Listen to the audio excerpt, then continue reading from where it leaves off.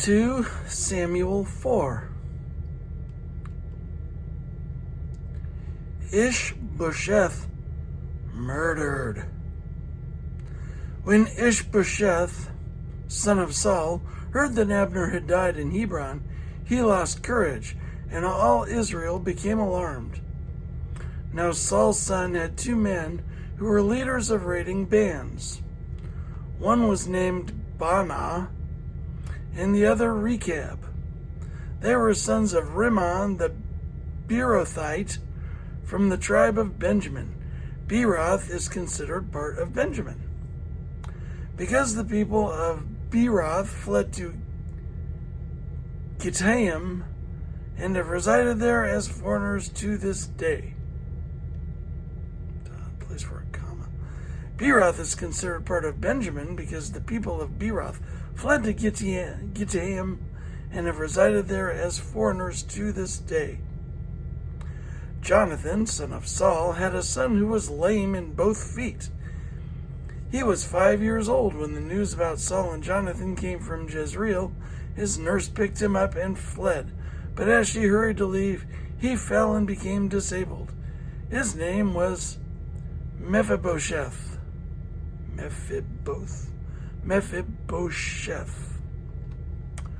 Now Rechab and Baanah, the sons of Rimmon, the Beerothite, set out for the house of Ishbosheth, and they arrived there in the heat of the day while he was taking his noonday rest. They went into the inner part of the house as if to get some wheat, and they stabbed him in the stomach. Then Rechab and his brother Baanah slipped away. They had gone into the house while he was lying on the bed in his bedroom. After they stabbed and killed him, they cut off his head, taking it with them. They traveled all night by way of the Arabah. They brought the head of Ishbosheth to David at Hebron and said to the king, "Here is the head of Ishbosheth, the son of Saul, your enemy, who tried to kill you. This day the Lord has avenged my lord, the king, against Saul and his offspring."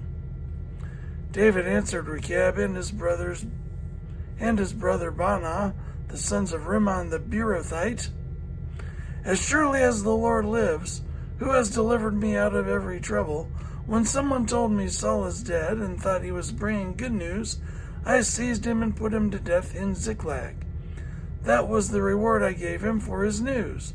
How much more, when wicked men have killed an innocent man in his own house and on his own bed, should I now demand his blood from your hand to rid the earth of you?" So David gave an order to his men, and they killed them. They cut off their hands and feet and hung the bodies by the pool in Hebron. But they took the head of Ishbosheth and buried it in Abner's tomb at Hebron.